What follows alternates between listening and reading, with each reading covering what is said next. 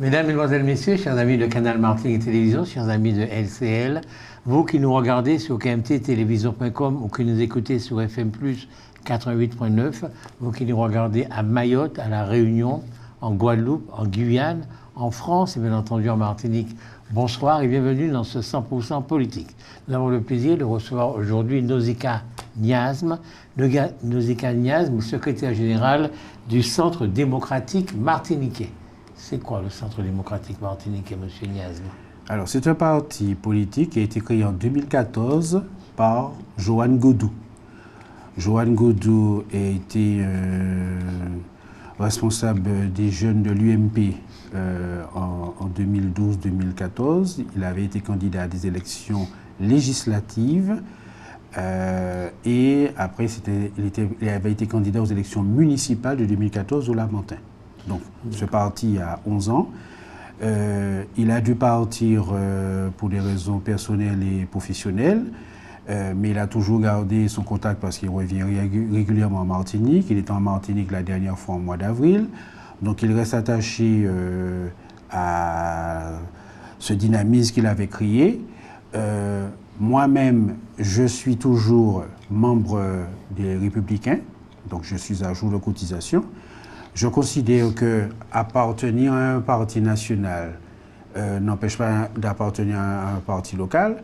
Faut-il faire comme d'autres, créer son propre parti, fonder d'autres, il y en a déjà suffisamment à la Martinique, rassembler avec d'autres qui partagent les mêmes valeurs, eh bien, j'ai rejoint le cercle démocratique martiniquais. Ça vous envie de dire bonsoir aux gens? Pardon. Bonsoir. Bonsoir à la Martinique, bonsoir mes chers téléspectateurs et téléspectatrices. Et j'avais omis de le faire. J'ai fait exprès, je vous ai tendu un piège là, en vous posant la question directement. Et mon piège a marché. Laissez-moi vous dire, vous êtes qui exactement? C'est-à-dire, j'aimerais savoir qui vous êtes, l'homme que vous êtes. Est-ce que vous êtes marié, vous êtes de quelle commune? Parce qu'on vous connaît peu quand même. Ça peut être intéressant de nous dire qui vous êtes. Alors, je suis Nosika Niasme, j'ai 54 ans. Je suis de Saint-Joseph. J'ai 2 filles qui font des études de médecine et d'informatique. Je ne suis pas marié. Je vis avec une compagne. Qu'est-ce que je fais dans la vie? Eh bien, je suis un entrepreneur indépendant. Je l'ai toujours été depuis à l'âge de 23 ans. Engagé dans la vie politique. Dans quel secteur? Alors, l'immobilier et le courtage en crédit. Et le quoi? Courtage en crédit. D'accord. Parce que auparavant, j'avais été courtier en assurance. D'accord. Donc, j'ai supprimé l'assurance et je m'occupe du crédit immobilier et les autres crédits, et puis bien sûr dans l'immobilier. D'accord. Vous avez 2 enfants, 2 filles. 2 filles. Quand votre deuxième enfant est arrivé et qu'on vous a dit que ce n'était pas un garçon, est-ce que vous avez été déçu? Je ne me suis pas posé ce genre de questions. Je ne dis pas que c'est le fruit de la providence, parce qu'on peut peut-être encore choisir, mais je ne suis pas posé ce genre de questions. Pour moi, le plus important, c'est qu'un enfant soit en bonne santé et lui donner les moyens de se développer. Vous habitez où actuellement? À Saint-Joseph. À Saint-Joseph. Bien. Quels sont vos, je ne peux pas dire vos prétentions, mais vos objectifs au niveau politique? Eh bien, arriver le plus loin possible. Oui, j'ai de l'ambition. J'ai l'ambition d'être un jour maire de Saint-Joseph, parce que je suis entré au conseil municipal avec Raymond Safache de 1995 à 2001. Je suis entré en politique en 1990, puisqu'en 1991, j'ai été responsable du jeune IRPR. À l'époque, c'était Michel Chalonneau qui était le secrétaire départemental. Donc j'ai été délégué des jeunes IRPR de 1991 à 1994. Puis il y a eu la période d'Alexis Sulé, secrétaire départemental du IRPR. Et je suis redevenu responsable du jeune IRPR de 1995 à 1997, quand c'était André Le Sieur, secrétaire départemental. Entre-temps, j'ai été candidat à des élections régionales de 1998, une liste qui s'appelait Génération Actuelle, qui avait rassemblé des Martiniquais de tous bords confondus, en 1998. Et j'ai été candidat à des élections municipales à Saint-Joseph en 2001 et en 2008. Puis, une pause et en 2020. Donc, la politique, oui, j'aime l'action, le désir de servir, porter des projets, venir à la rencontre des difficultés et de tenter de trouver ensemble des solutions. Vous êtes membre du Parti des Républicains? Oui, à jour de cotisation. Donc vous êtes à la fois secrétaire général du Centre démocratique et membre du Parti des Républicains. Oui. Est-ce que Yann Monplaisir est un homme de droite? Je dirais que oui, même si de temps en temps il dit qu'il est inclassable, parce qu'il a une fibre, sociale, ce qui n'est pas allergique à la droite, hein, puisqu'il y a la droite sociale. Il est un homme de droite. Il ne défend pas la lutte des classes.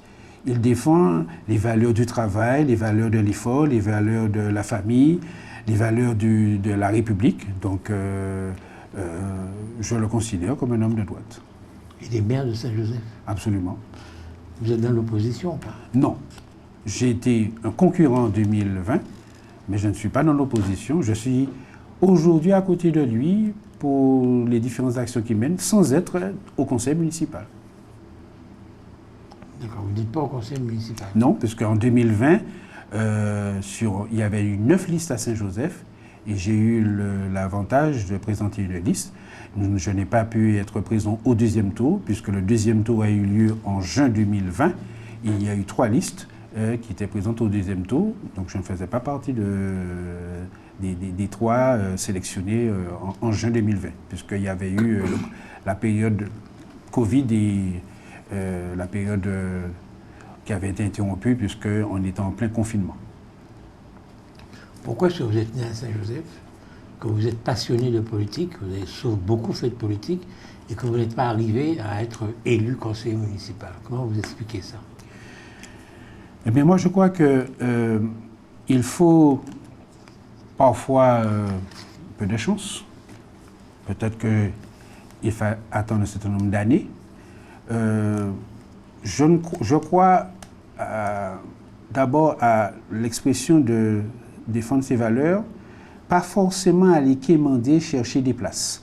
J'aurais pu aller chercher une place. Je suis resté assez rectiligne dans ma démarche.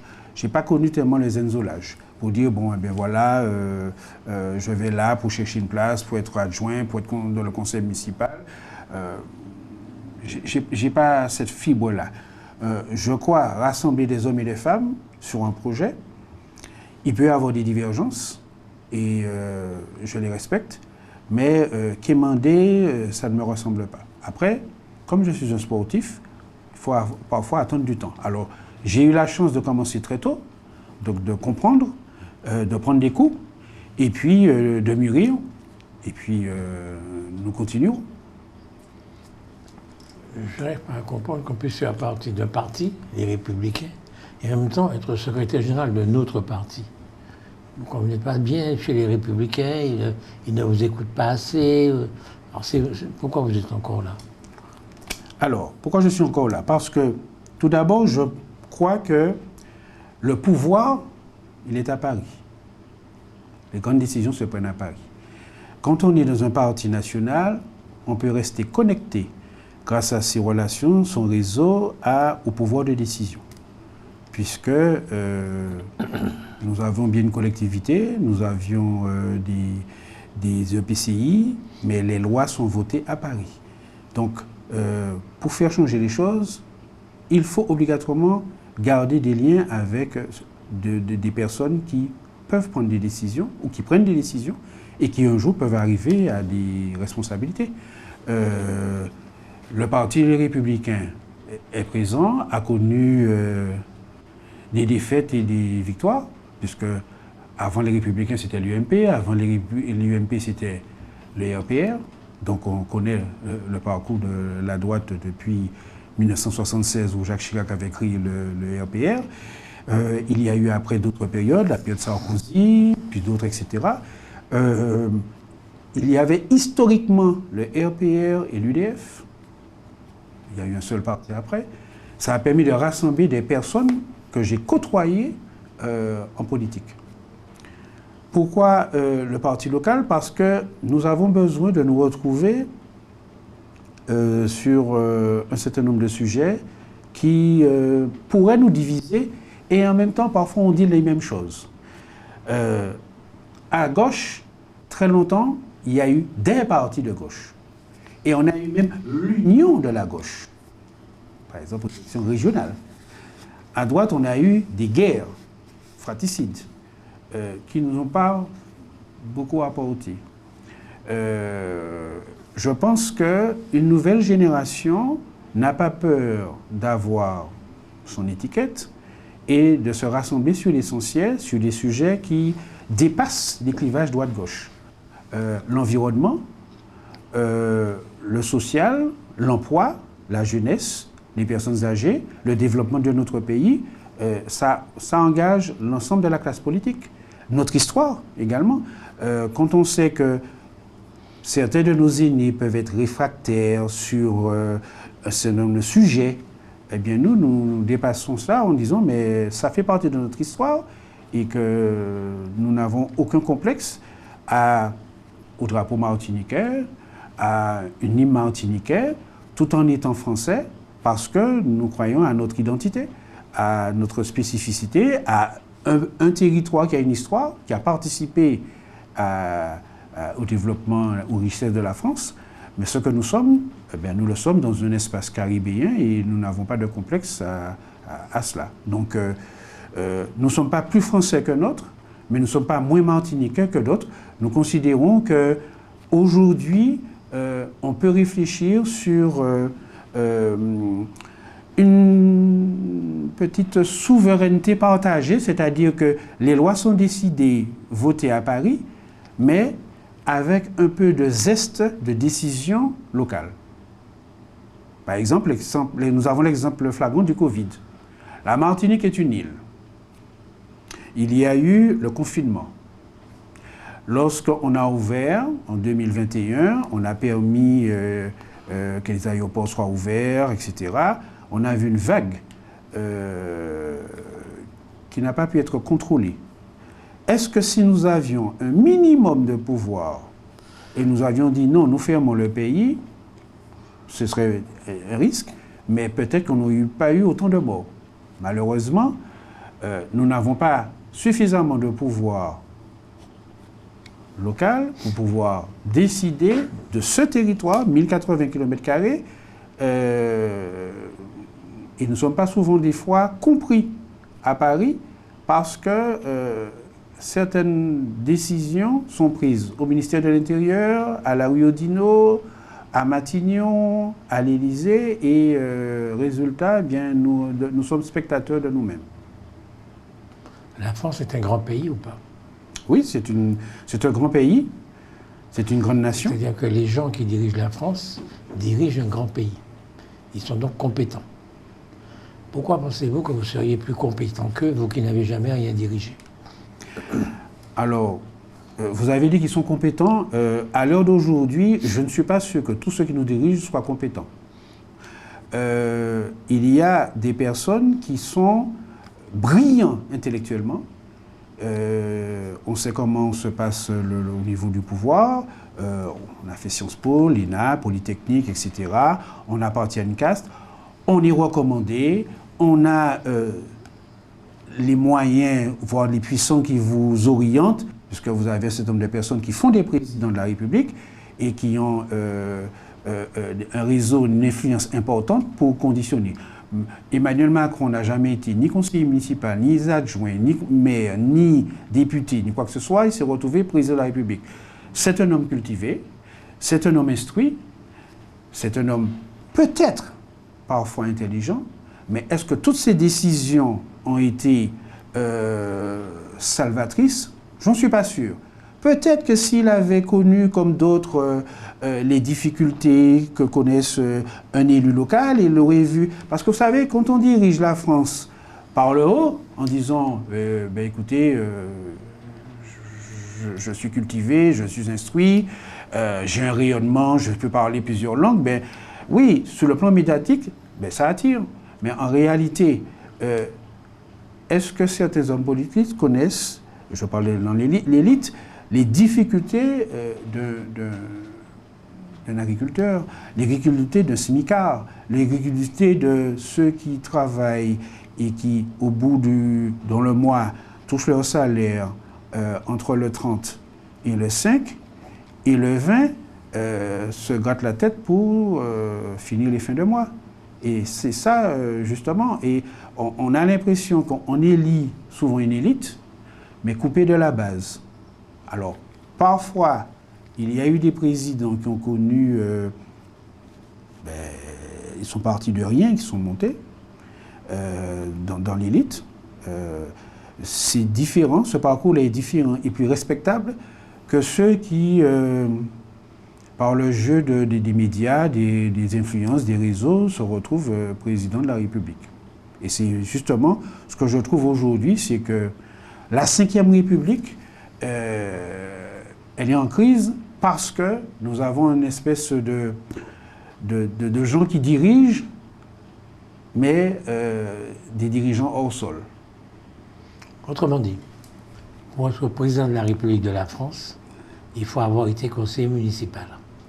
C'est ce que vous nous expliquez. Je suis en train de dire que pour être président de la République, il faut avoir connu la base. Par exemple, un militant. Qu'est-ce qu'il fait, un militant? Un militant, il est dans un parti, il participe à la vie d'un parti, il sait que ça veut dire les campagnes électorales, se battre pour un idéal, se battre pour un poulain, se battre pour un leader, et voir son leader monter. Aujourd'hui, je dirais que ce chemin est incontournable pour comprendre un pays. Moi, je suis convaincu que le président ne connaît pas son pays. D'ailleurs, je vais vous dire une chose. Je suis convaincu que les épreuves, les erreurs forment. Quelqu'un qui n'a jamais échoué n'apporte rien. Pourquoi? Parce que un parcours toujours linéaire de réussite, le jour que vous échouez, vous avez l'impression que tout le monde est contre vous. Parce qu'ils sont jaloux, parce qu'ils ne vous comprennent pas, etc. Quand vous avez lutté, vous êtes tombé plusieurs fois, vous êtes relevé, vous avez une autre vision de la vie, des gens qui sont autour de vous, de la souffrance des gens. Parce que souffrir, c'est vivre. Et pour vivre, il faut connaître des erreurs, il faut connaître des luttes, il faut connaître des combats, il faut connaître des difficultés. Et justement, cette vie a besoin parfois des obstacles, des égarements, des hésitations, de fautes et d'humilité pour pouvoir laisser une empreinte. Okay. C'est une compagnie d'assurance avec des gens qui travaillent dans cette compagnie d'assurance. Il y a des gens qui y travaillent depuis 20 ans, qui connaissent à fond le métier, qui sont parfaits. Et puis, ils gagnent 3 000 € par mois. D'accord? Brusquement, on fait venir au-dessus d'eux un polytechnicien qui ne connaît rien dans les assurances, qui va les commander du jour au lendemain et qui va gagner 3 fois plus qu'eux. C'est comme ça que ça fonctionne. Et c'est comme ça que ça marche. Parce que la France est un grand pays. C'est votre vision, sauf que j'aurais aimé voir dans quelques années le résultat. Pourquoi? Parce que vous avez parlé de compagnie d'assurance, je vous dirais la fusion de France Télécom avec les autres. On a créé certes une super puissance commerciale, puisqu'il fallait une entité, il fallait se regrouper. Mais beaucoup de gens ont laissé leur peau. Il y a eu du burn-out, il y a eu des personnes qui n'ont pas compris le schéma, il y a eu des gens qui se sont suicidés. Résultat, pourquoi? Alors, est-ce qu'il s'agit simplement sur le marché d'être meilleur que le Hollandais, que l'Allemand, que l'Américain, que le Coréen, ou etc. Oui, parce qu'on est dans une compétition mondiale. Mais est-ce que ce serial killer, celui qui vient pour restructurer... Alors, serial killer, c'est tueur en série. Oui. Ce tueur en série. Donc le polytechnicien, c'est le tueur en série. Alors, vous savez, vous parlez de polytechnicien, il y a deux types de polytechniciens. Puisqu'à l'école polytechnique, c'est une école militaire où on apprend à diriger des pays. Vous avez des parcours où des personnes ont appris à diriger une entreprise, peut-être que c'était à l'époque de 80-90 ou même avant, et ils y faisaient toute leur carrière. Aujourd'hui, c'est vrai que le monde a changé et qu'on prend les meilleurs pour le marché. Parce qu'effectivement, c'est la bourse qui dirige et qu'on dit à celui-là qui a un tempérament de tueur, on va faire des regroupements d'entreprises et puis il faut monter. Oui, c'est vrai que c'est le marché qui dirige, puisque les fonds de pension vous disent oui, on a besoin de résultats et on veut des résultats dans 2 ans, dans 3 ans, dans 5 ans. Bon, très bien.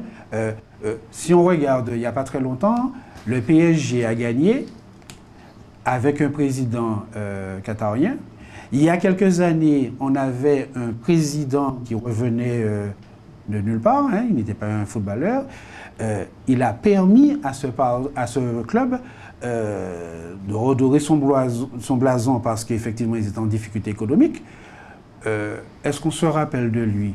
Non. On se rappelle de celui qui réussit aujourd'hui. Dans quelques années, on saura si c'était bon ou pas.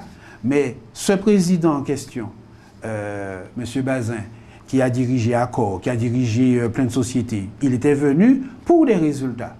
Est-ce qu'on peut demander les mêmes résultats à des joueurs qui se disputent sur un terrain, un résultat, celui de gagner, et en même temps vouloir faire de ce club-là un champion? Je pense qu'il faut quand même toucher au ballon pour connaître c'est quoi la vie d'un footballeur. Alors vous allez me dire qu'il y en a qui dirigent, etc. Mais bon, la sueur a son intérêt. C'est-à-dire que je transpire, donc je sais que bon, c'est facile de regarder son match à distance et de dire oui, mais sauf que quand on n'est pas sportif, qu'on n'a pas l'habitude de transpirer, ben on est très fort. Excusez-moi, mais l'émir du Qatar, il n'a pas beaucoup joué au football. Hein. Peut-être pas, mais il fait d'autres sports. Comment? Il fait d'autres sports. Je ne sais pas, mais il n'a pas joué au football. Ça c'est sûr. Et je ne sais pas s'il fait d'autres sports. Si. Ce que je veux dire, sûrement qu'il fait un peu de sport. D'entretien. D'entretien, oui, mais ce n'est pas faire du sport vraiment. Bon, c'est s'entretenir. il a fait d'autres choix. Non, ce que je veux dire, c'est que... Mais je vais rebondir sur une phrase que vous avez dite, mais que je trouve gravissime. Souffrir, c'est vivre. Moi, je crois qu'on peut très bien vivre sans souffrir, et que c'est d'ailleurs l'objectif de tout homme sur Terre, de vivre sans souffrir. Vous, il n'y a de vie que dans la souffrance. C'est dramatique. Non, il n'y a pas que de vie dans la souffrance, mais il ne faut pas renier la souffrance parce qu'elle fait partie de la vie. Mais il faut essayer de l'éviter. Alors, qu'on le veuille ou non. Si on vous a donné la cuillère en argent pour l'éviter, oui, mais si vous n'êtes pas né avec cette cuillère en argent, ben, il faut souffrir pour arriver. Et puis, d'autres avant nous ont souffert. Hein. Oui, alors? Donc, souffrir n'est pas une tare. Non, c'est pas une tare, mais c'est pas non plus quelque chose d'enviable. Non. Je veux dire que... Mais souvent, ceux qui ont tout eu d'un seul coup ne mesurent pas la valeur de la souffrance pour au moins essayer de sauvegarder le bien ou les avantages qu'ils ont pu acquérir de la victoire. Parce que quand une victoire sans effort est trop facile, on pense qu'on a eu beaucoup de chance. Sauf que quand on mesure le chemin parcouru, on apprend avec l'humilité, avec la persévérance de dire mais oui, mais ça peut changer du jour au lendemain sans que je devienne fou, sans que j'en perde ma tête, etc. C'est comme ça que moi je vois. D'ailleurs, il y a un auteur qui disait « L'homme est un apprenti, la douleur est son maître ». C'est ma devise. En quelque part, parmi d'autres. Mais j'y crois. Est-ce que vous êtes autonomiste? Oui, fondamentalement.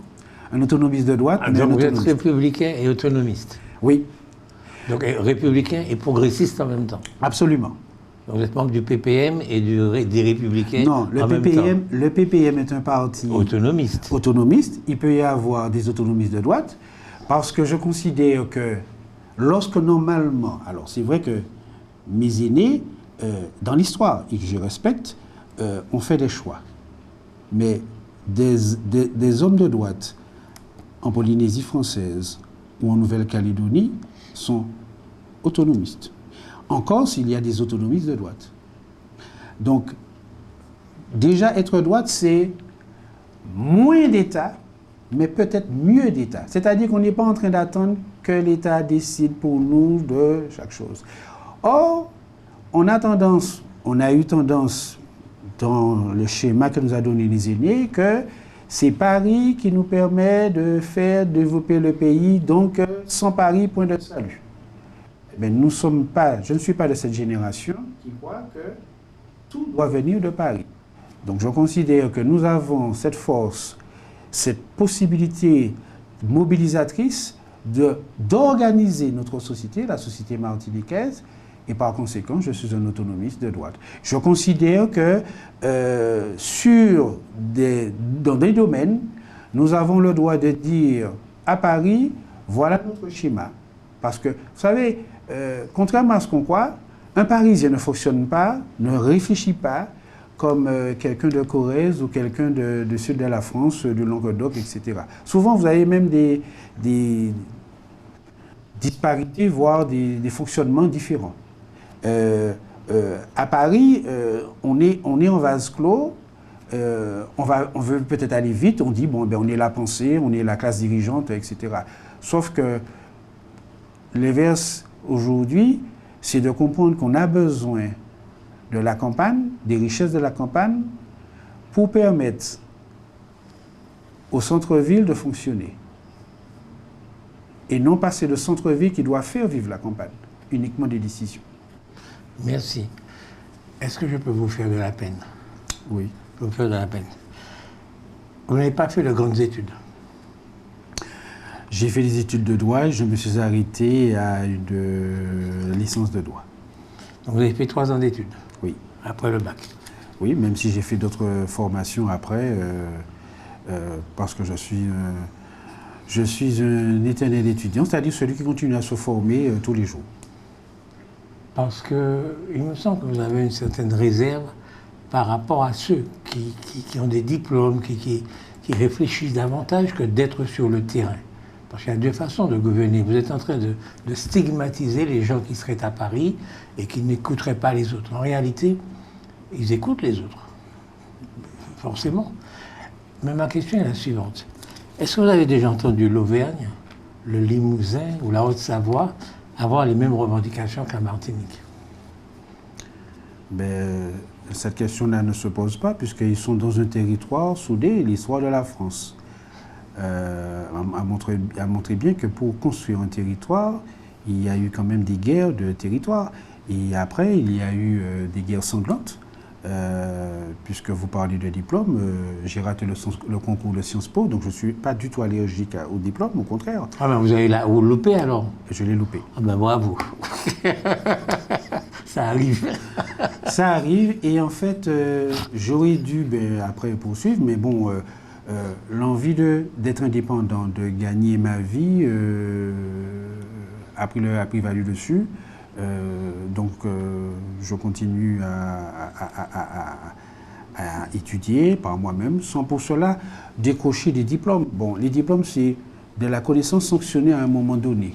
On peut bien continuer à étudier le droit, l'économie, sans pour cela être sanctionné par un diplôme. Je n'ai rien contre l'intelligentsia française, c'est pas ça.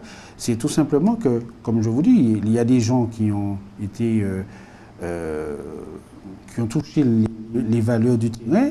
Jacques Chirac a connu les valeurs du terrain, mais ça n'a pas empêché de faire Sciences Po et l'ENA. Valéry Giscard d'Estaing est un homme brillant qui a connu ENA et Polytechnique, mais il a connu les valeurs du terrain. Donc c'est indispensable pour vous, connaître ce que je disais de conseil municipal, quelque part. C'est indispensable pour vous. Bien sûr que c'est indispensable. On ne peut rien faire sans ça. Non, c'est pas qu'on ne peut rien faire comme ça. C'est que quand vous me parlez, quand je vous entends dire que oui, le pays est bien gouverné, ben, c'est votre choix. Moi, j'ai envie de vous dire que quand on est hyper intelligent, hyper instruit, on organise, une fois élu, la société pour faire en sorte qu'on en tire les plus d'avantages. Emmanuel Macron a été élu en 2017. Il a eu une majorité confortable, une fois élu, il y a eu un certain nombre d'événements au cours de sa première mandature. On a eu les problèmes des Gilets jaunes, qui sont des problèmes de société. Ce n'est pas lui qui les a cherchés. Il y a des problèmes dans cette société qui datent de plus de 40 ans, et ça lui tombe dessus. Ce n'est pas lui qui est responsable. Maintenant, quand on veut réformer, parce qu'il avait dit « je suis un jeune, je vais réformer la société ». Il l'a réformée, oui, mais nous avons le sentiment qu'il l'a réformé d'abord pour le marché économique. Alors oui, est-ce qu'aujourd'hui la France, économiquement, s'est redressée? On a un pays qui s'est désindustrialisé, on a fermé les usines lorsque d'autres ont gagné. On a eu l'exemple, par exemple, pendant le Covid, les masques, la France aurait pu produire, c'est fabriqué en Chine, etc. Et quand on regarde même au niveau de l'Europe, qui se voulait un grand marché, l'Europe a été souvent incapable de s'organiser industriellement, harmonieusement pour ce grand marché. L'Europe prend des décisions en fonction des autres, etc. Est-ce que les Américains, le président actuel, il a besoin de ce que pense l'Europe ou l'Asie? Non. Il est dans son espace, il prend des décisions par rapport aux besoins des Américains pour qui l'attente est là. Il sait qu'il est élu pour 4 ans, un temps court, et qu'il lui faut faire vite. Donc il agit. Il ne s'occupe pas de savoir si les autres sont d'accord avec lui ou pas. Il agit. En France, on nous dit tout le temps, c'est pas nous, c'est l'Europe. C'est pas l'Europe, c'est... Mais à un moment donné, on se pose la question, où se trouve le pouvoir? Où se trouve le pouvoir? Et l'ensemble des territoires, vous parlez des territoires, eh bien, quand on regarde, quand un pays, quand certains présidents de région passent bien sûr avec les gouvernements, passent des contrats avec des multinationales pour dire voilà, nous avons une difficulté dans notre région, nous voulons installer des moyens pour permettre l'emploi, on voit que l'harmonie se joue sur des territoires. Le président de la région Nord-France se bat pour son propre territoire. On revient à ce qui existait avant. Hein. C'est-à-dire que, quand je dis ce qui existait avant, c'est-à-dire que la décentralisation a permis, oui, que les régions soient plus ou moins autonomes dans les décisions, mais sauf que ce qui gêne véritablement le développement du pays, je parle de la France, c'est la lourdeur administrative. Donc on crée des strates, mais on n'élimine pas véritablement ce qui gêne, c'est toute cette lourdeur qui fait que pour obtenir quelque chose, on passe plus de temps dans la partie administrative qu'avec les résultats. Est-ce qu'il y a trop de communes en France? Trop de municipalités? Alors, il y a 36 000 communes en France. Peut-être qu'il devrait y avoir des regroupements communaux, mais bon, ça doit être d'abord de l'appréciation, je vais dire, des gens qui y habitent. Je suis pas convaincu qu'il y ait trop de communes, parce que je dirais d'abord qu'il y a un manque de développement, d'harmonisation. Parce qu'en France, il y a des déserts. Il y a des endroits où il y a un problème de développement, c'est-à-dire qu'il n'y a pas de quoi se soigner. On doit faire plus de centaines de kilomètres pour se soigner, avec une population, surtout dans ces secteurs, dans ces endroits-là, où la population vieillit.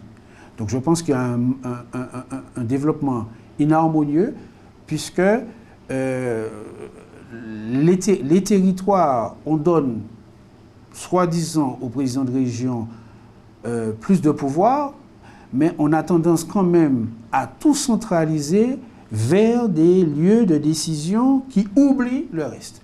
Et c'est ça qu'on crée, ce qu'on appelle les déserts. Alors il y a des déserts médicaux, mais il y a aussi des déserts industriels. Il y a des communes qui sont totalement asphyxiées.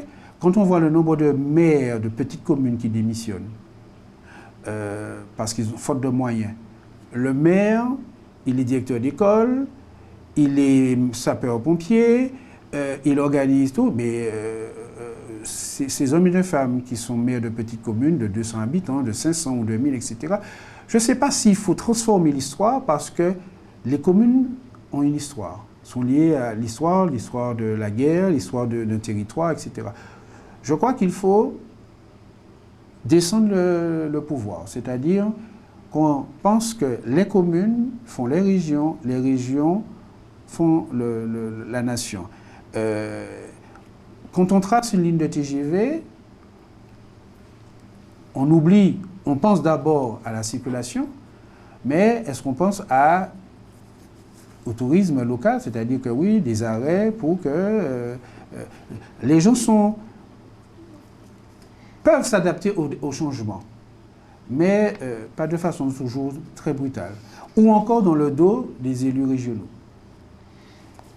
En fait, la question qu'il faut se poser est simple, et on ne se la pose pas, à mon avis, assez.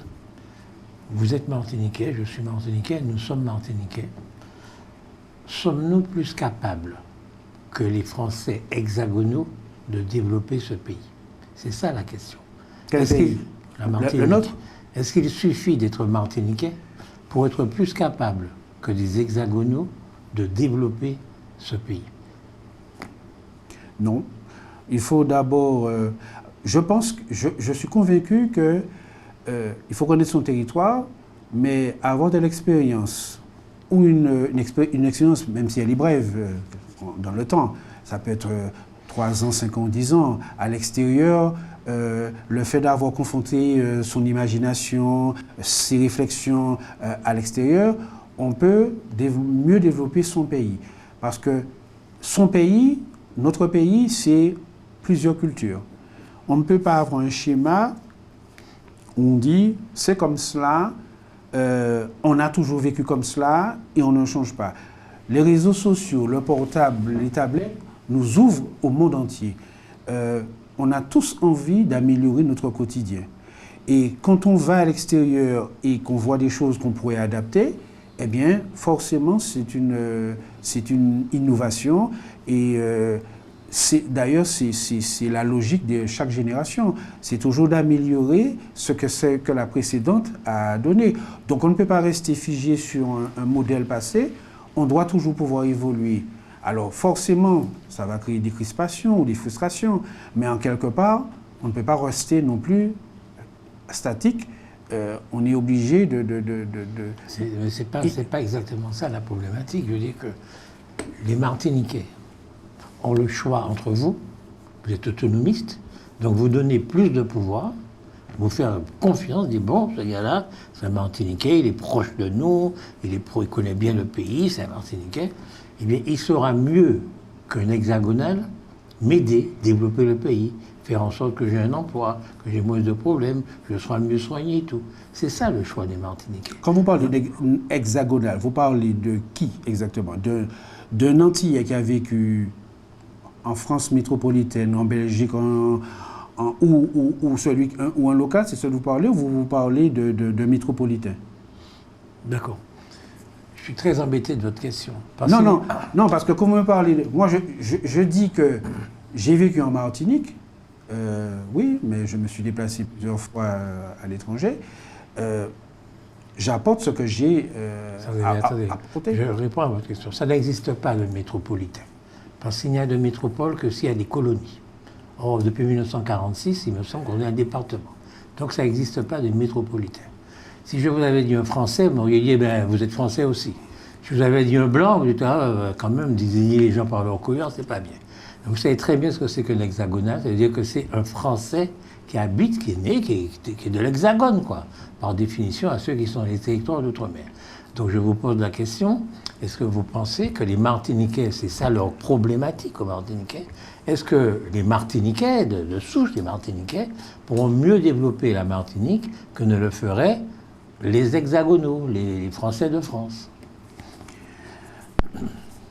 Alors, moi, j'ai envie de vous dire d'abord que ceux qui connaissent leur pays, avec l'expérience qu'ils apportent, rapport extérieur, même de ceux qui ont vécu à l'extérieur, peuvent mieux comprendre la réalité du pays. apporter avec des conseillers qui viennent de partout, mais ceux qui connaissent leur pays peuvent mieux apporter. La raison est très simple. Hein. Aujourd'hui, nous avons cela. Nous avons des Français, parce que vous avez parlé d'hexagonaux, des hexagonaux qui ne connaissent même pas leur histoire et leur géographie. Des hexagonaux, puisque le ministère de l'Éducation nationale n'a pas fait suffisamment d'efforts, pour que le Français connaisse la Seconde Guerre mondiale comme ça devrait être apprise. Qui a sauvé la France en 1940? Il n'y a pas eu que les Américains. Eh bien, il y a eu des personnes sorties de la Martinique, de Sainte-Lucie, de la Dominique, voilà. J'oublie le terme. C'était des... Bon, ça va me revenir. Hein? Parmi ces Martiniquais, il y avait des béquets, il y avait des coulis, il y avait des... Vous parlez de la dissidence? La dissidence, merci. Les dissidents, eh bien, ceux-là. En France, aujourd'hui, beaucoup d'étudiants français ne connaissent pas les dissidents. Ne connaissent pas. Donc, pour pouvoir sauver la République, ben, il y a eu des Africains, il y a eu des gens de Martinique, de Guadeloupe, etc. Donc, ça aussi, pourquoi? Parce qu'on a tendance, et c'est là justement le problème de nos sociétés aujourd'hui, quand on nous regarde, on a l'impression qu'on est venu nous apporter la civilisation, que nous étions des sauvages, que nous ne savions même pas lire et écrire, etc. Sauf que quand vous étudiez, quand vous lisez Césaire, vous remarquez que Césaire a écrit en français, mieux que des Français nés en France. Parce que c'était un homme qui était cultivé, mais qui a appris à lire, à écrire, à penser. Il a fait des études à la Sorbonne, il a compris un certain nombre de choses, et j'ai envie de dire qu'il était complètement un Français décomplexé. Parce qu'il a rencontré d'autres étudiants, etc., mais il s'est donné des moyens de comprendre la société française, parce qu'il était attaché à la culture grecque, latine, mais ça n'a pas empêché d'être profondément martiniquais. Donc, l'apport vivre à l'extérieur pour un jour revenir pour développer son pays, c'est enrichissant. Il n'est pas resté qu'en Martinique, mais il a compris, grâce à l'expérience ailleurs, souvent il a comparé notre comportement de type péléen.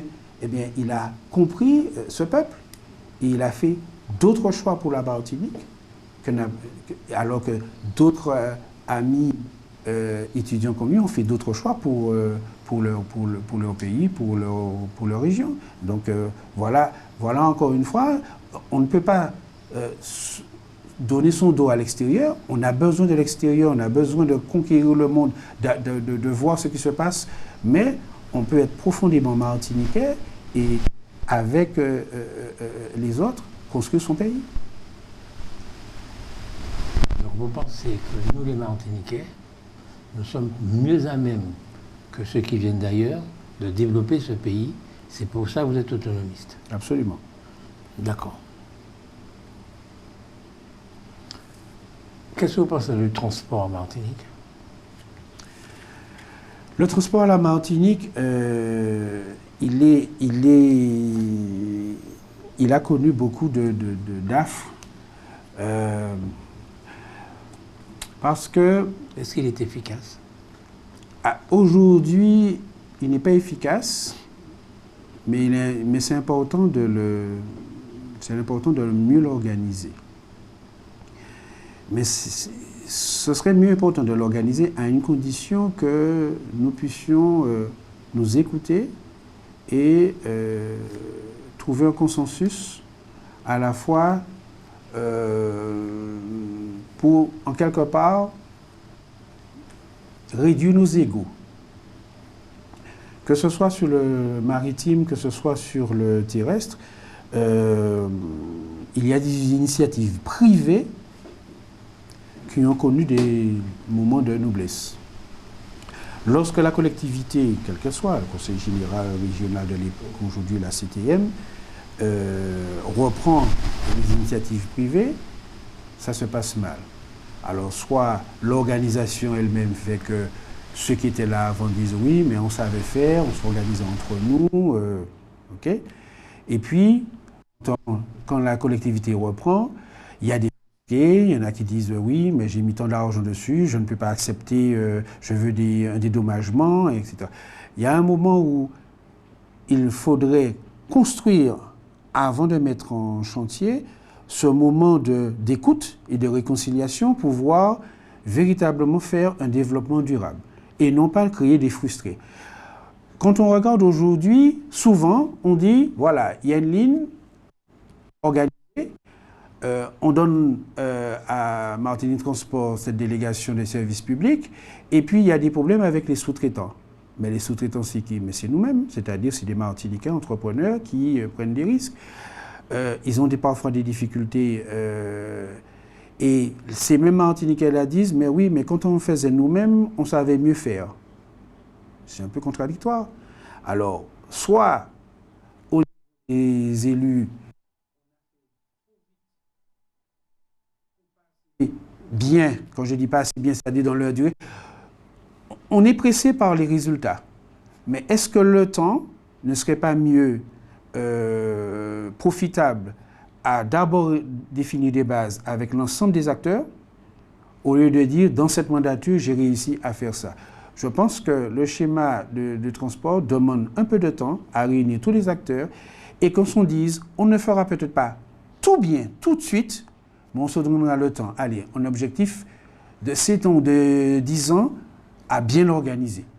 J'ai le sentiment qu'il y a des conflits de personnes, de schémas, d'ego, de couleur politique aussi. Alors celui-là a été élu à la CMT, il dit, à CTM, il dit je veux ça, l'autre vient dire non mais c'est pas ça, etc. En fait, qu'est-ce qu'on veut pour notre pays? Est-ce qu'on veut la réussite générale ou on veut d'abord son petit ego bien récompensé pour dire j'ai été le premier à faire ça?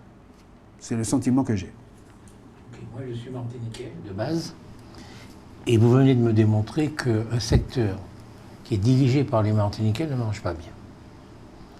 Alors pourquoi je vais être pour l'autonomie?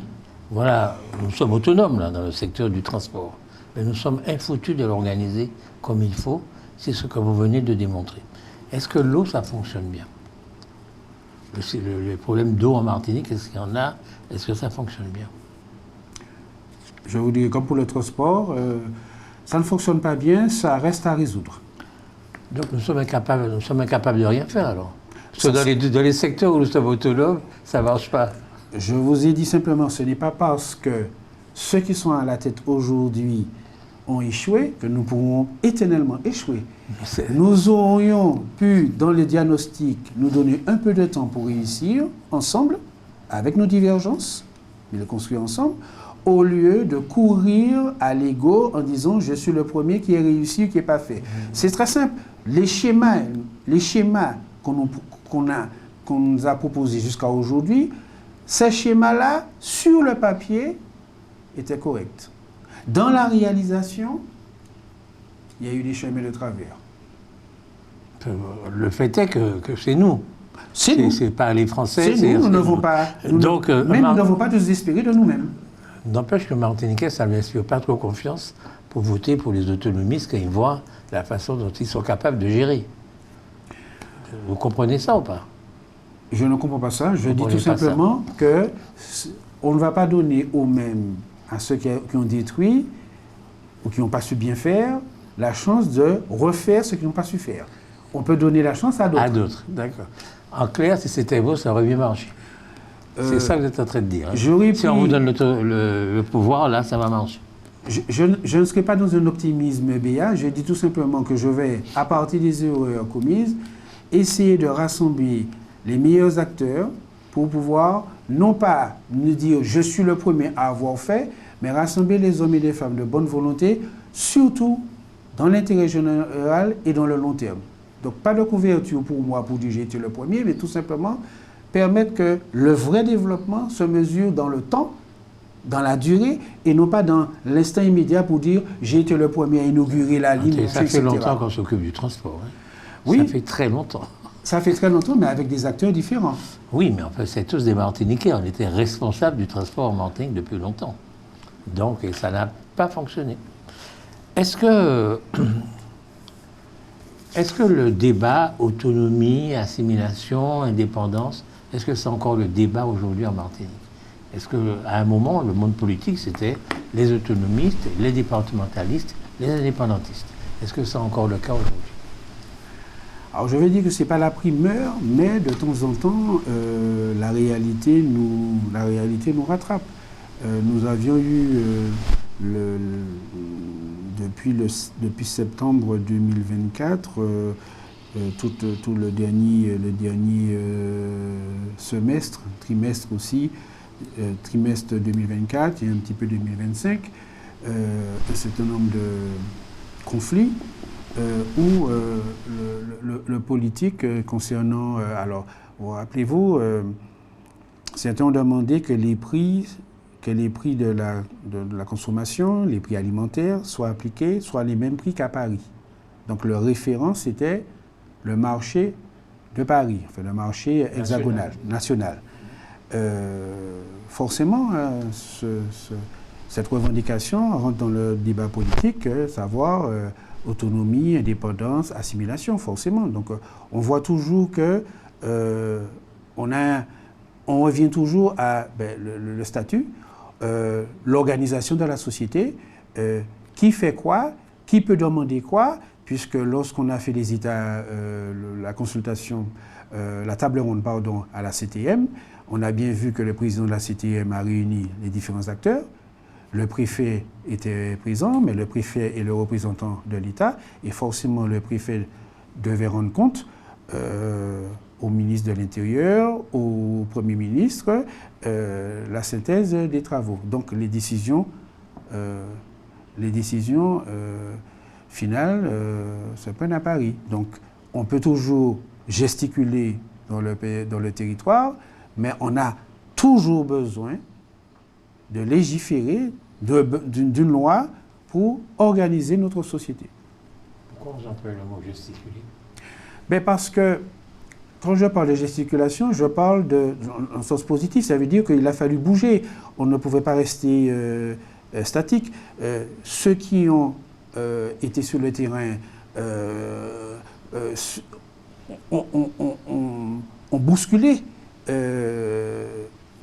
quel que soit le citoyen, se sentait concerné. Et ce mouvement, ces actions, ces réactions, elles n'étaient pas anodines. Et elles nous ont touchés, quel que soit au niveau de la circulation, des hommes et des biens. Il y a eu des moments de peur, il y a eu des moments d'effroi, il y a eu des moments de crainte. Et donc forcément, on ne peut pas rester insensible à cela. Ok, là, je ne vous crois pas une seconde. Ce n'est pas du tout ce que vous vouliez dire quand vous avez dit gesticuler. Vous êtes en train de dire qu'on peut faire ce qu'on veut en Martinique. Ah non, pas du tout. Gesticuler, c'est ça, on gesticule, on fait des trucs, mais que la décision, c'est à Paris.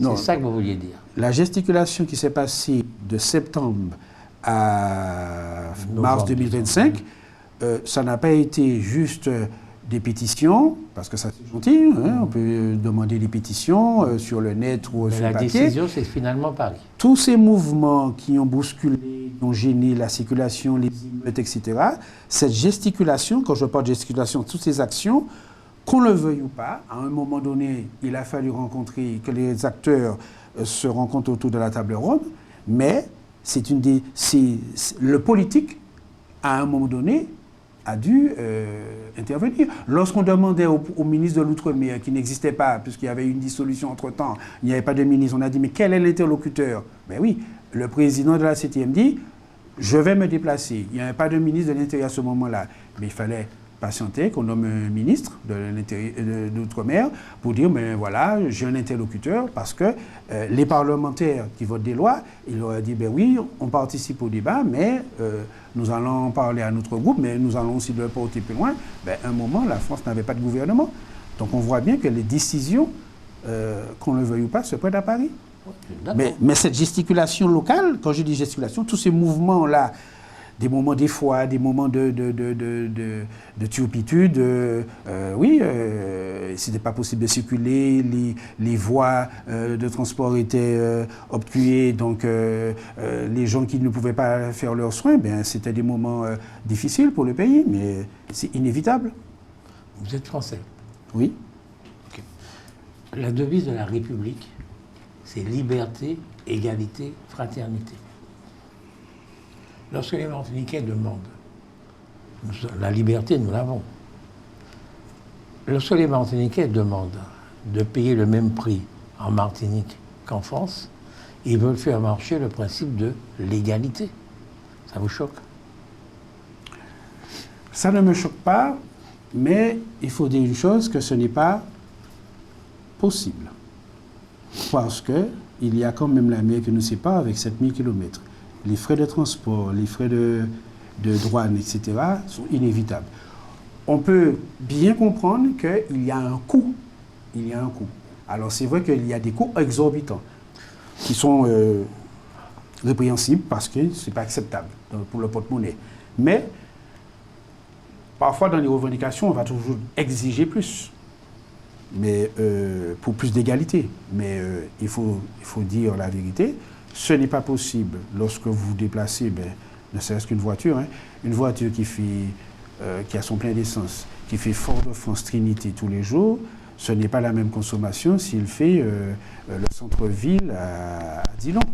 Et quand il fait centre-ville à Dillon, il ne passe pas de morne, donc c'est le plat, eh bien, il n'aura pas la même consommation que si il va dans la campagne.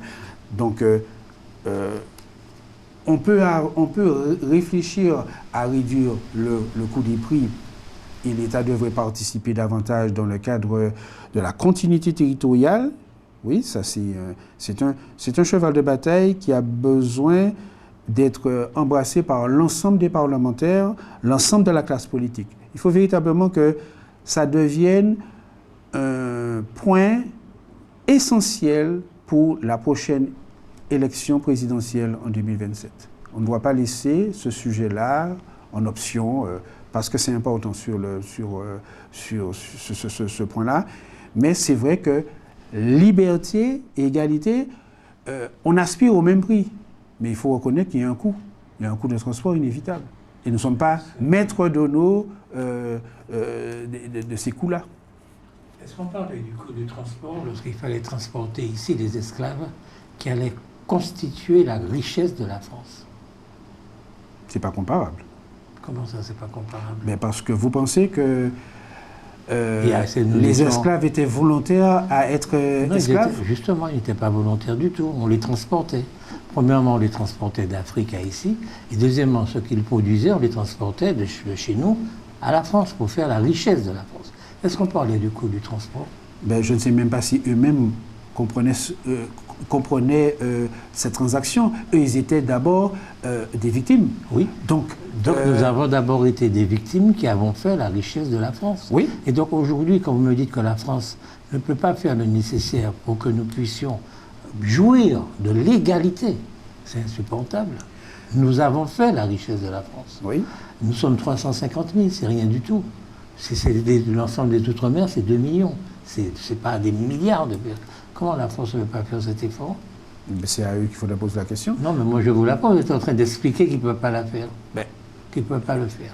Si nous nous battons sur ce sujet, nous allons nous heurter à un mur. Donc, moralité, il ne faut pas se battre, quoi. Non. Avant même le combat, vous dites qu'on va le perdre. Est-ce qu'on va passer notre temps à nous battre sur... Déjà, c'est très simple. 577 députés, nous représentons quoi dans cet hémicycle? De temps en temps, nous pouvons faire, avec le jeu d'alliance, faire passer des lois ou des amendements, mais Dieu seul sait, encore aujourd'hui, dans une assemblée un peu particulière, il est difficile puisque les objectifs sont différents. Donc, dans des intérêts politiques différents. Donc, c'est déjà difficile. Si vous dites à la population, nous allons obtenir cela en 2050, vous créez de la désespérance. Maintenant, ce combat, il est permanent. Je vous ai dit qu'il doit être un des éléments de la campagne de 2027. Ça veut dire que nous sommes les citoyens, nous sommes les électeurs, nous sommes les contribuables, nous avons le droit, avec le nombre que nous sommes, peser dans le débat. Peser dans le débat. Par différents moyens, mais peser dans le débat, puisque c'est bien beau, lorsque les différents candidats vont venir parler de leur programme, mais de dire « nous sommes la France », mais dans les éléments qu'ils présentent, qui nous concernent, très souvent, entre 2022 et 2027, on peut compter le nombre de personnes qui sont candidats à des élections présidentielles, qui se disent candidats, quand ils auront les 700 signatures, enfin les 700 parrainages. On peut voir tout de suite combien de ceux qui se sont intéressés véritablement à l'outre-mer. Parce qu'ils se disent, bon, combien sont-ils parmi les électeurs, combien pèsent-ils, est-ce que ça va changer une élection, ou est-ce que véritablement, même s'ils pèsent peu, mais c'est quoi la France des Outre-mer, et quel est le rapport entre leur souhait et l'attente dans la République? Les valeurs de la République que vous venez de dire, liberté, égalité, fraternité, est-ce que c'est uniquement des mots lors de campagne électorale, ou bien pour appeler dans les frontons des mairies, des bâtiments publics, ou est-ce que véritablement la France se construit avec son métissage, les différents peuples de l'outre-mer, parce que un Martiniquais n'est pas un Guyanais, ni un Calédonien, ni un Mahorais, mais il y a un édificateur commun, c'est que nous acceptons, nous avons fait le choix d'être français, mais nous avons aussi nos cultures. Alors, reste à savoir comment nous allons un jour peser dans le débat national, non, en tant qu'acteurs et non pas spectateurs. Lorsque nous parlons aux Français de l'esclavage, c'est pour solliciter qu'ils viennent pleurer le 10 mai devant une statue et puis dire « Ah, ils ont été esclaves, c'est bien malheureux, etc. » C'est bien ce qui se passe aujourd'hui. Ce qui se passe, je vais dire de façon générale, comme peut-être vous le dire, mais bon, il n'y a pas que ce schéma-là. Quel autre schéma il y a? Eh bien, il y a dans d'autres villes de France, où, comme par exemple à Nantes ou à Bordeaux, on a inauguré des lieux où on dit aux gens, voilà, nous avons, je parle des Bordelais ou les Nantais, nous avons été une ville, nous avons exporté des esclaves, nous avons fait mal, mais c'est... Alors, attendez, excusez-moi, donc nous avons fait mal, et donc repentons-nous. Nous avons fait mal, donc repentons-nous. Si c'est ça leur discours à Nantes et à Bordeaux. Vous parlez de repentance.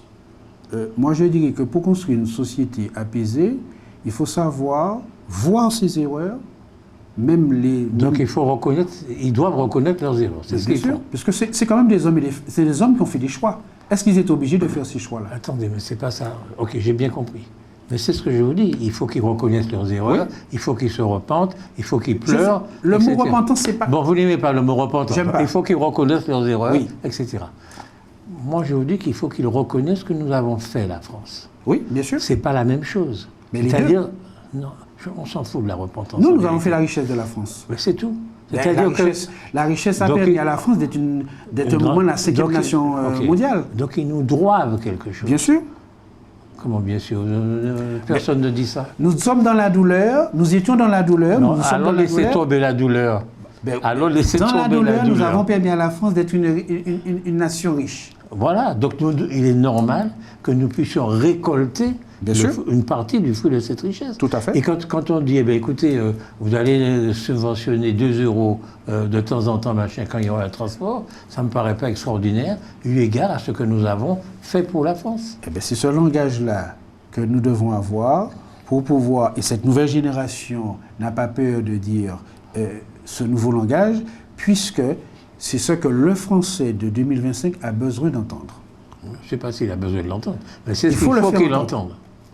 Bien sûr. Et ma participation dans un parti national, c'est de le dire parce que beaucoup de gens ignorent leur propre histoire.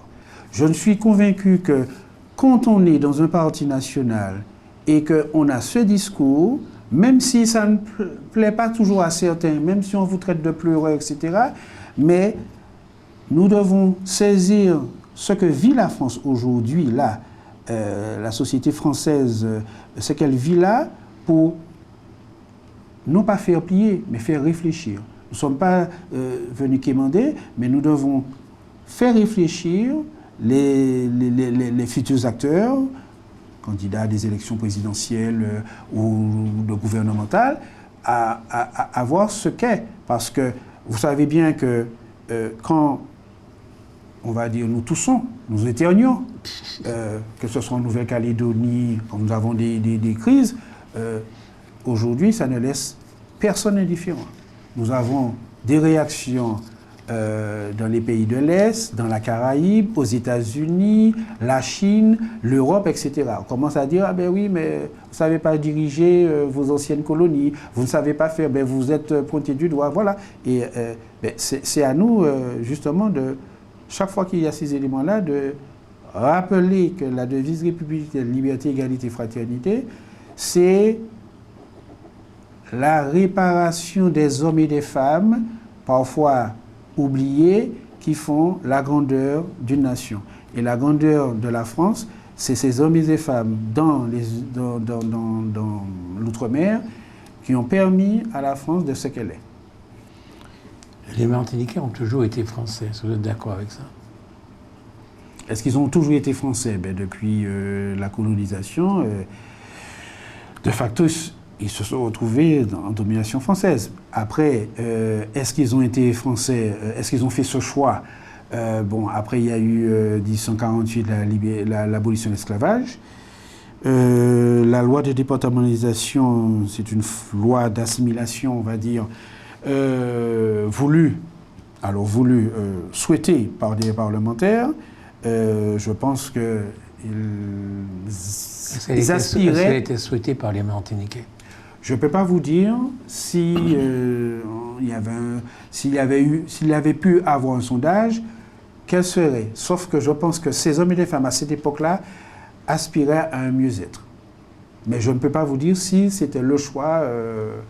Je me documente, pour ceux qui veulent s'intéresser à cette période-là, donc je ne sais pas si on donnait la parole aussi à tout le monde. C'est pas la peine de vous documenter.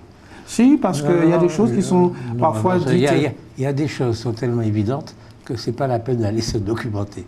De 1848 à 1946, en moins de 100 ans, nos parents, vos grands-parents, ont fait de nous, nous étions les outils, nous étions les moins que rien, ont fait de nous l'égal du maître en droit.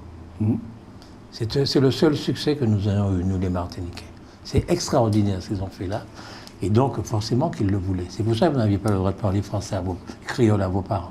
C'est pour que vous parliez français, pour être sûr que vous avez une bonne note au baccalauréat, pour ne pas de note éliminatoire, etc. Donc, nos parents ont véritablement voulu que nous soyons des Français à part entière. Et ils ont réussi. Une dernière chose, M. Niaz, je suis désolé, mais on n'a jamais été colonisés. Moi, j'ai dit ça? Moi, je vous dis que nous n'avons jamais été colonisés. Je vois le sourire s'effacer de votre visage, ou bien devenir plus grand. Nous n'avons jamais été colonisés. Ça vous ennuie que je dise ça, hein? Non, ça, c'est le sujet de... Vous avez l'habitude de lancer des réflexions à brûle pour point pour... Alors, quand vous dites ça, c'est peut-être que vous connaissez la définition exacte du mot colonisé. Du mot colonisé, et peut-être que vous dites effectivement nous n'avons jamais été colonisés. Peut-être. Mais est-ce que vous êtes d'accord avec ça? Je ne pourrais pas vous répondre là-dessus. Je vais réfléchir. Je vais réfléchir et étudier le sujet. Ça ne le gêne pas. Non, mais c'est un truc extrêmement important parce que, si vous voulez, un pays colonisé, c'est un pays qui existe déjà avec sa culture et tout, et puis un autre pays vient et le colonise. Nous, ce n'est pas le cas, quoi. Nous sommes nés en Martinique, la civilisation martiniquaise est née en Martinique avec la France, tout à fait. En même temps que les colons qui étaient là. Donc nous avons un statut particulier, il faudra bien qu'on se mette à réfléchir là-dessus, parce que jusqu'à maintenant, le discours classique, c'est ton école. Il faut changer, à mon avis, le discours et le porter à la France. Pourquoi on n'a pas de plan de développement depuis le temps que vous réfléchissez? Parce que je ne peux pas être intelligent tout seul. Je pense que même lorsque on réfléchit pendant des années, on a besoin des autres pour améliorer ce qu'on a pensé hier. Et se réunir, alors c'est une belle chose, mais... Vous avez un parti, le Centre démocratique martiniquais, faites un plan de développement pour le pays, mettez-le sur votre coude et il peut porter-le en France. Alors, porter sur le coude, je veux vous dire que l'évolution fait que ce que vous dites aujourd'hui ne sera peut-être pas efficace dans 6 mois. On est dans une constante évolution et on le voit tous les jours que le monde va plus vite que nous le pensons. Donc, il faut pouvoir être humble à dire, voilà, nous avons pensé ça aujourd'hui, mais qu'à tout moment, des choses peuvent s'améliorer. Et c'est ce que nous attendons à croire et à vouloir faire. Franchement, c'est extraordinaire ce que vous venez de dire là. C'est le fruit de nos expériences et de nos échecs. Et nous croyons que il n'y a pas de vérité absolue, qu'il faut se remettre en cause quotidiennement. C'est-à-dire que si vous avez une entreprise, vous êtes un homme d'affaires, vous avez une entreprise, vous allez vous dire, je ne fais pas de projection, je ne fais pas de plan, parce que ça peut changer du jour au lendemain. Non. Ben vous faites quand même un plan. On fait un plan, un projet. On fait un plan, oui, tout en prévoyant les improbables. Oui. Et tout en essayant de ne pas sombrer, parce que vous avez surtout en Martinique, c'est en Martinique que je vis, vous pouvez faire un prévisionnel sur une année, il y a 4 trimestres, vous devez tenir compte des aléas climatiques, cyclones, intempéries, etc. Vous en tenez compte, oui. Vous devez tenir compte de conflits sociaux, nous l'avons connu en fin d'année. Je connais un certain nombre de personnes qui ont eu leurs locaux brûlés. Ils ont redémarré leur domaine. C'est exprès, là. Non, quand vous faites un prévisionnel, vous ne mettez pas en tête que votre entreprise va brûler. Vous faites votre marché, si ça arrive, ça arrive.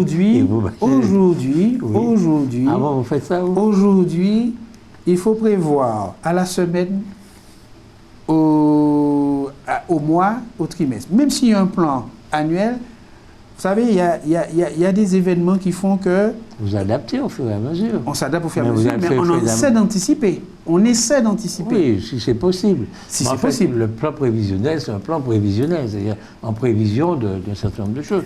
Moi, je suis frappé de voir que des gens comme vous, des scientifiques et tout ça, des chefs d'entreprise, vous ne pouvez pas vous mettre ensemble. Il n'y a aucun parti qui propose un plan de développement pour ce pays. Parce que moi, j'ai la conviction que si vous avez un vrai plan de développement, que vous le proposez à la France, elle l'acceptera. Il n'y a aucune raison qu'elle n'accepte pas. Mais pourquoi on ne le fait pas? Et bien on va le faire. Oui, non, vous dites ça, vous n'allez rien faire du tout. Ah si, parce que nous sommes passionnés par ce que nous faisons et que ce n'est pas parce que nous avons eu tort hier. Quand je dis tort, c'est-à-dire que nous n'avons pas eu les avantages des électeurs que nous nous sommes arrêtés. Loin de là. Aujourd'hui, qu'on le veuille ou pas, il y aura toujours une classe politique à renouveler. Elle se renouvelle elle-même. Donc il faut proposer. Vous n'avez peut-être pas eu les faveurs des électeurs aujourd'hui, mais vous pouvez l'avoir demain parce qu'on a compris ce message, on a pris du temps pour vous comprendre et que vous-même vous avez mûri grâce à différentes actions. Il y a des gens qui se découragent, il y en a d'autres qui disent bon, c'est pas bon, j'ai tenté 2 fois, 3 fois. Je n'ai pas ce schéma-là. Je me dis que tant qu'il y a il y a de l'espoir, c'est pas ça. Tant qu'on a de l'idéologie et l'envie, on doit y aller. On a des exemples. On a Winston Churchill qui arrive au pouvoir très tard et qui a été un grand en Angleterre. On a l'exemple de Donald Trump qui a connu 3 faillites, qui a persévéré, qui a connu... Bon, il a son caractère. Mais on pourrait se dire, mais ce monsieur qui a 80 ans, qu'est-ce qu'il vient faire là? Mais il a des milliards, il a de quoi, mais il est américain. Il a envie de faire pour son pays. Et les électeurs américains l'ont récompensé. Donc, je suis très très content de vous avoir rencontré parce que c'est la première fois de ma vie que je rencontre un Trumpiste en Martinique. Alors, c'est assez exceptionnel, quoi. Alors, je ne suis pas un Trumpiste. Mais peu un Trumpiste je suis admiratif des hommes et des femmes qui ont lutté. Qui ont eu un choix. Nelson Mandela, 27 ans de prison. mais ça n'a pas empêché d'être président de l'Afrique du Sud. Il aurait pu dire, bon, ben, je vais mourir là, c'est l'apartheid, et puis non, il a lutté. Et parfois, on rencontre autour de soi des personnes qui disent, tu fais ça encore? Mais attends, mais il y a d'autres qui sont élus avant toi, ils ont déjà... Je ne suis pas en course avec qui que ce soit.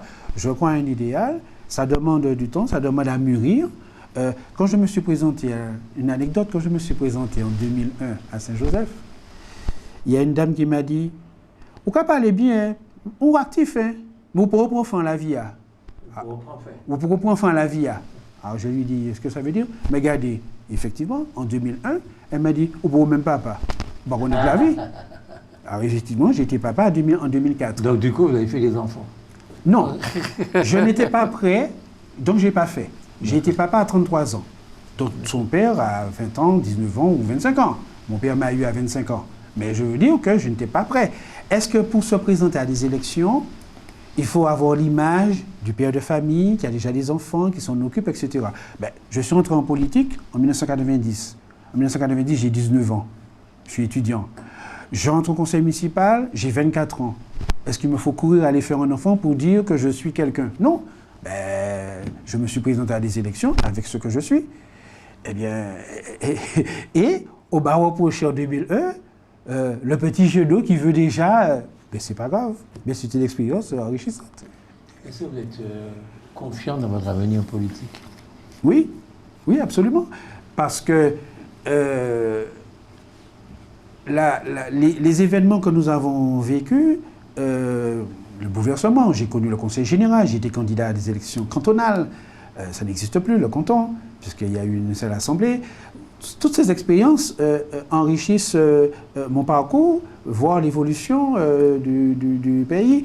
J'ai été membre de la VANCASEM, c'était le CISEM, où le docteur Aliker était le premier président. Donc, toutes ces petites expériences ont enrichi de voir l'évolution. Oui, il y a la commune, mais il y a aussi la communauté d'agglomération, le PCI. Donc, je suis content d'avoir vécu cela et je ne désespère pas de responsabilité, c'est-à-dire d'être maire demain, pourquoi pas député, et puis entrer dans un gouvernement de la République. Plus on échoue, plus on est compétent quand on a le pouvoir. C'est bien ce que vous êtes en train d'expliquer. Non. Chaque parcours est particulier, mais je ne suis pas frustré de n'avoir pas pu obtenir ce que je voulais avant. Je suis optimiste pour ce qui reste à faire et je dis que l'énergie qui m'anime doit pouvoir encourager d'autres qui peuvent se décourager, qui peuvent baisser les bras parce que nos parents n'ont pas baissé les bras, ils ont cru à un idéal et ils nous encouragent et nous motivent à faire, à espérer. Vous êtes sportif, vous m'avez dit? Oui. Qu'est-ce que vous faites comme sport? Le footing, c'est de l'entretien régulier, un peu de natation et puis bon, occasionnellement du football. Parce que j'aime le football. Qu'est-ce que vous avez pensé de la victoire du PSG? La victoire du PSG, je dirais, c'est... Alors, j'ai eu une admiration pour le capitaine, Marquinhos, qui a vécu 14 années au PSG, donc qui a vu des grandes vedettes. C'est 12 ans. Enfin, 12 ou 14, peu importe. Mais je sais qu'il a connu beaucoup de vedettes. Il a connu Zlatan Ibrahimovic, Messi, etc. Il avait eu d'autres opportunités de partir. Et pourtant, je ne supporte pas le Paris Saint-Germain, je vois tout de suite. Moi, je supporte le Football Club de Nantes. Vous voyez, donc c'est très petit. Attendez, pourquoi? Pourquoi Nantes? Eh bien... Parce que c'est une ville négrière. Hein? Oui, tout à fait. Mais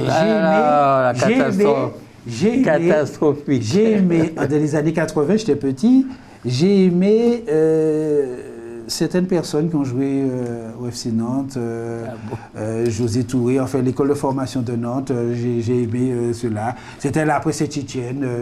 Je ne suis pas parisien du tout, mais pour répondre à votre question, j'ai aimé l'image de Marquinhos, celui qui aurait pu partir avant, qui est resté, qui a dit mais j'y crois.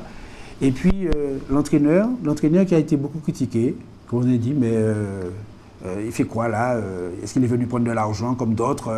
Et puis il n'a pas de plan parce que pourtant il a réussi au Barça, mais qu'est-ce qu'il vient faire là? Et voilà un homme qui est resté, je dirais, un peu intrépide, qui a dit, je sais ce que je veux, vous allez me juger après. Et s'il y a des faits, eh ben, j'en prendrai les... Mais jugez-moi après les résultats, parce que malgré quand même des résultats, hein, champion de France, champion de Coupe de France, etc., mais comme toute la France attendait que Paris gagne la Ligue des Champions, c'est sur ça qu'il a été jugé. On n'allait pas le reste, ça n'intéressait personne. C'était celui-là qu'on attendait. Est-ce que lui, il aurait permis à... Et donc, j'ai aimé cette attitude parce que à un moment donné, je pense que c'est un homme qui a traversé des doutes, mais il s'est dit, tant que l'arbitre n'a pas sifflé la fin du match, on n'a pas perdu. Alors je parle pas ce match, je parle de l'ensemble, parce qu'il y a une semaine, il gagne la Coupe de France, mais ils ont pu perdre par exemple, vous perdez des joueurs, vous avez des joueurs blessés, vous pouvez avoir une autre physionomie du match le 31. Qu'est-ce qui vous a plu encore dans cette victoire? Donc, je vous donne une chance de dire quelque chose d'important. Ça, vous ne l'avez pas dit. Pour moi, c'est ce que j'ai retenu. Hein. Je ne vais pas quand même retenir Paris qui brûle. Non. Ah, d'accord. Non. Mais vous auriez pu retenir que c'était vraiment une équipe de la diversité, quoi. Ah oui, absolument, absolument. Oui. Une équipe de la diversité, oui, tout à fait, absolument. Et c'est important. C'est très, très important. C'est marquant, ça, de voir. Et je le disais à ma compagne, je lui disais, mais ça doit être extraordinaire d'avoir un entraîneur. Alors, j'ai vu un entraîneur qui ne maîtrise pas du tout le français. Oui. Du tout. Il est espagnol. Mais il y en a des fois qui sont étrangers, mais qui sont multilingues. Mais lui, il ne parle pas... Il ne dit pas grand-chose. Il est à peine capable de dire deux phrases en français. Donc vous êtes un footballeur, vous écoutez les consignes pendant toute une saison, 2 saisons, 3 saisons, mais au moins 2 saisons, et vous parle en anglais ou en espagnol. Peut-être que vous étiez à l'école quand on est en espagnol, mais il vous donne des consignes que vous devez respecter. Parce qu'il va vous engueuler, il peut même vous sanctionner, vous dire vous ne serez pas sélectionné. Donc il faut écouter un joueur, un entraîneur étranger, et puis il s'exprime à des joueurs de plusieurs nationalités. Hein, un gardien italien, et surtout des joueurs de plusieurs ethnies. C'est-à-dire, là, c'est extrêmement important c'est plus difficile après d'être raciste quand la diversité vous a procuré tant de plaisir, quoi. Je veux dire qu'on ne peut pas applaudir des gars le dimanche et puis le lundi leur jeter des pierres. Donc je crois que c'était important d'observer que les mecs qui ont marqué des buts, c'était des Noirs, etc. Oui. C'était important, à mon avis. Est-ce que vous souhaitez dire quelque chose que je ne vous ai pas donné l'occasion de dire? Je souhaite que nous tous, nous puissions regarder notre avenir, l'avenir de la Martinique, l'avenir de la Martinique dans la France, avec une volonté de construire au lieu de détruire. Mais rassembler des hommes et des femmes qui gardent leur opinion, mais qui savent se rassembler pour l'essentiel, c'est-à-dire défendre l'intérêt général, et surtout préserver ce que nous avons pu déjà acquérir pour transformer ce qui reste à faire en succès. Là, je vous demanderai de répondre en 2 minutes, parce que l'émission est pratiquement... Quel est le problème majeur aujourd'hui en Martinique, selon vous? Je pense que le problème majeur à la Martinique, c'est nous n'avons aucune envie, je dirais envie, c'est-à-dire que nous ne nous projetons pas. L'avenir semble obscur, c'est-à-dire que on vit aujourd'hui, presque au jour le jour, je dirais dans l'esprit des gens, on ne se projette pas. Le monde est incertain alors que le monde est devant nous. Alors nous nous projetons devant notre télévision, nous sommes contents de voir des choses, mais quand j'échange avec des Martiniquais, soit c'est un peu de pudeur ou un peu de prudence, mais je constate qu'on a du mal à se projeter. On a du mal à voir demain. Merci beaucoup. Chers amis de Canal Martinique Télévision, chers amis de LCL, nous avons conversé devant vous avec Nausicaa Niasme, qui est secrétaire général du Centre démocratique martiniquais, qui est un parti qui est également membre du parti Les Républicains. Monsieur Niasme, merci de votre visite.